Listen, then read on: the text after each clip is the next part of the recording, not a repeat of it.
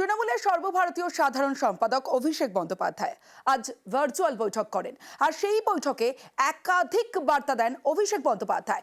সামনে ২৬-এর বিধানসভা ভোট, আর ২৬-এর যুদ্ধে পারফরমেন্সের জোর। বিধানসভা ভোটের আগে সংগঠনে রদবদল, জেলা স্তর থেকেই শুরু হবে এই রদবদল। দলের নেতাদের বৈঠকে বার্তা দিয়েছেন অভিষেক বন্দ্যোপাধ্যায়। সরাসরি চলে যাব, আমার সঙ্গে আমার প্রতিনিধি আবির ঘোষাল রয়েছে, আবিরের সঙ্গে কথা বলবো। আবির, আমরা ২১-এর মঞ্চ থেকেও এই রদবদলের কথা তার গলায় শোনা গিয়েছিল, আজ বৈঠক থেকেও রদবদলের কথা তিনি বলেছেন, বার্তা দিয়েছেন। ২৬-এর নির্বাচনের আগে কি মনে করা হচ্ছে যে কিছু কিছু এমন জায়গা আছে যেখানে রদবদলের প্রয়োজনীয়তা আছে? আর যদি প্রয়োজনীয়তা থাকে, কেন আছে প্রয়োজনীয়তা?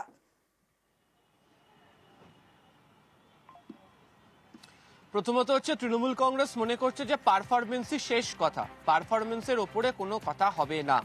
এবং এই পারফরমেন্সের বিচার তো কোনো একটি নির্বাচনকে কেন্দ্র করা হয়নি, এই পারফরমেন্সের বিচার একাধিক পরপর নির্বাচনকে কেন্দ্র করে দেখা হচ্ছে। তো এদিনও তিনি যখন ভার্চুয়াল বৈঠকে দলের নেতৃত্বদের কাছে বার্তা দিচ্ছিলেন, সেই বার্তার মধ্যে ২০২১-এর বিধানসভা ভোট, ২০২৪-এর বিধানসভা ভোটে একাধিক জেলার একাধিক বিধানসভা আসন রয়েছে যেখানে, এবং সেখানকার বুথ স্তরগুলোতে বহু জায়গা রয়েছে যেখানে ধারাবাহিকভাবে তৃণমূল কংগ্রেস পিছিয়ে থেকেছে। এই পিছিয়ে থাকার কারণ ব্যাখ্যা করতে যাওয়া হয়েছিল।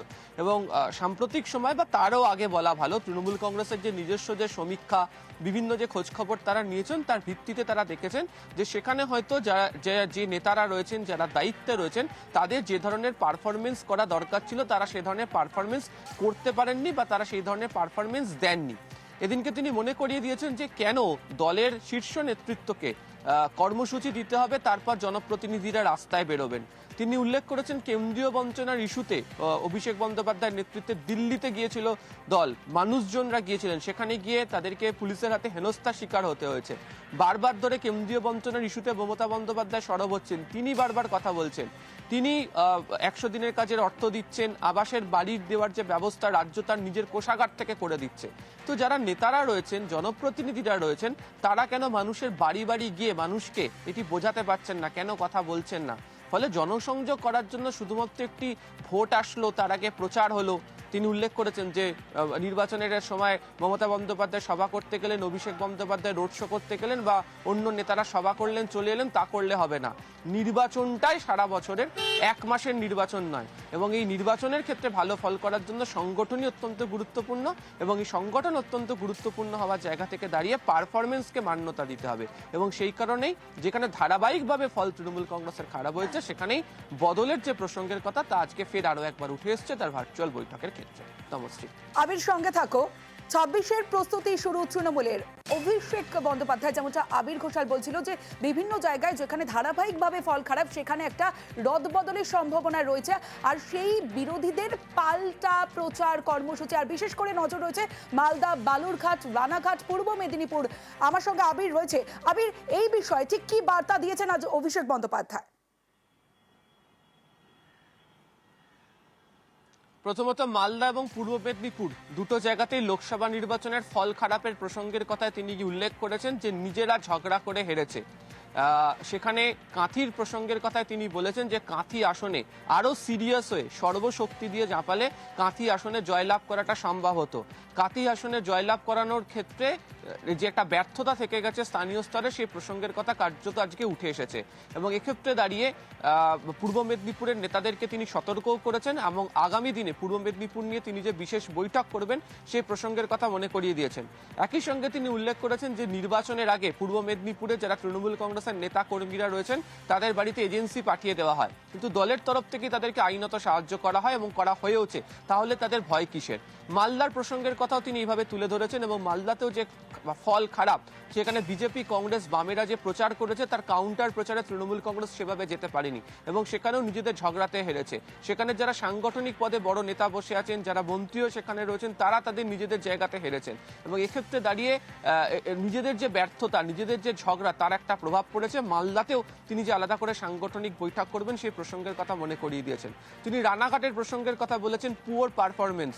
তিনি বালুরঘাট বিধানসভা আসন, ডাবগ্রাম, ফুলবাড়ি বিধানসভা আসনের কথা উল্লেখ করে তিনি বলেছেন যে এই জায়গাতে তো পরিষেবা দেওয়া হয়েছে, কিন্তু দেখা যাচ্ছে যে বুথভিত্তিক ফলের ক্ষেত্রে মানে কত শতাংশ বুথে তৃণমূল কংগ্রেস সেখানে হেরে গিয়েছে। তো এত কাজ করার পরেও এই হাল হচ্ছে কেন?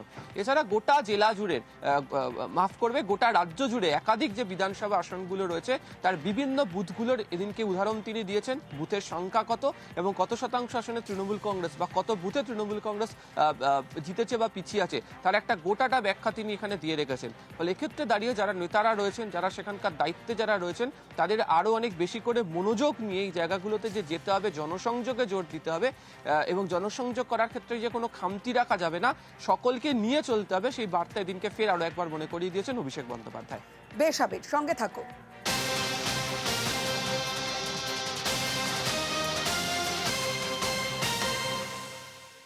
জেলায় জেলায় ভুতুড়ে ভোটার, আর বারবার বিভিন্ন জেলা থেকে এই খবর যখন সামনে আসছে, তৃণমূলের কর্মীরা নেতারা যখন স্কুটিনি করছে, তখন ভুয়ো ভোটার তালিকায় গড়মিলের খবর সামনে আসছে।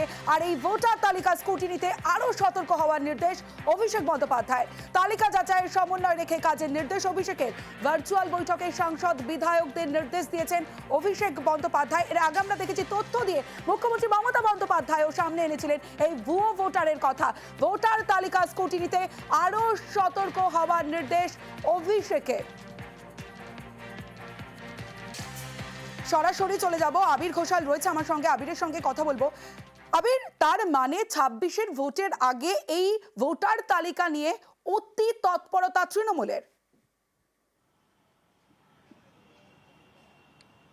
একেবারেই তাই, এবং সে কারণে সাংগঠনিক দিক থেকে যারা বুথ লেভেল যারা এজেন্ট রয়েছেন তাদের জন্য ব্লক, অঞ্চল, টাউন, পঞ্চায়েত স্তরে কাজ করার জন্য আলাদা যে পদ তাও অবধি তৈরি করে দেওয়া হচ্ছে। এদিনকে তিনি উদাহরণ দিয়েছেন দিল্লি এবং মহারাষ্ট্র। দিল্লির ক্ষেত্রে অরবিন্দ কেজরিওয়ালের নিজের যে বিধানসভা কেন্দ্র ছিল সেখানকার উদাহরণ দিয়েছেন এবং এদিনও উল্লেখ করেছেন যে যেভাবে কারচুপি করা হয়েছে সেই কারচুপি মমতা বন্দ্যোপাধ্যায় এবং তৃণমূল কংগ্রেস ধরে ফেলেছে। নেতাজি ইন্ডোরের সভার বা অধিবেশনের ক্ষেত্রে যে উদাহরণগুলো মমতা বন্দ্যোপাধ্যায় দিয়েছিলেন, এদিনকে সেই প্রসঙ্গের কথা অভিষেকের গলাতেও শুনতে পাওয়া গিয়েছে। একই সঙ্গে তিনি এটা অঙ্কতে বলেছেন, তথ্য দিয়ে, যে লোকসভা 7 মাস পরে দিল্লিতে যখন বিধানসভা নির্বাচন হলো সেখানে দেখা যাচ্ছে যে 4,12,000 নতুন ভোটার সংযোজিত হয়েছে এবং বিভিন্ন জায়গাতেই নতুন ভোটার সংযোজিত হয়। এক্ষেত্রে দাঁড়িয়ে যারা বুথ লেভেল এজেন্ট যারা রয়েছেন তাদের কাজ হচ্ছে বিভিন্ন জায়গাতে গিয়ে ফিজিক্যাল ভেরিফিকেশন করা। শুধুমাত্র গেলাম, দল বলেছে বলে টিক দিয়ে চলে আসলাম, এমনটা হবে না। একদম যথাযথ তথ্য সেখান থেকে নিয়ে আসতে হবে। এবং যদি কংগ্রেস, এনসিপি, আপের মতো নেতারা এই রাজ্যগুলোতে, অর্থাৎ মহারাষ্ট্র, দিল্লির মতো রাজ্যগুলোতে এই বিষয়টাকে অত্যন্ত গুরুত্ব সহকারে যদি দেখতো, তাহলে হয়তো ফল অন্যরকম হতে পারতো। ফলে এক্ষেত্রে দাঁড়িয়ে যারা পশ্চিমবঙ্গে তৃণমূল কংগ্রেসের যে সমস্ত কর্মীরা রয়েছেন যারা এই কাজ করে থাকেন, তাদেরকে কতটা গুরুত্ব দিয়ে স্ক্রুটিনির কাজ করতে হবে এবং তার জন্য দলের তরফ থেকেও কি মেকানিজম তৈরি করা হচ্ছে সেই প্রসঙ্গের কথা এদিনকে যেমন অভিষেক বন্দ্যোপাধ্যায় মনে করিয়ে দিয়েছেন, পাশাপাশি একটি বিশেষ ভিডিও দেখিয়ে কিভাবে কাজ করতে হবে সেই সংক্রান্ত বার্তাও দলের নেতাদের কাছে এদিনকে তিনি দিয়ে রেখেছেন। তমশ্রী। বেশ আবির।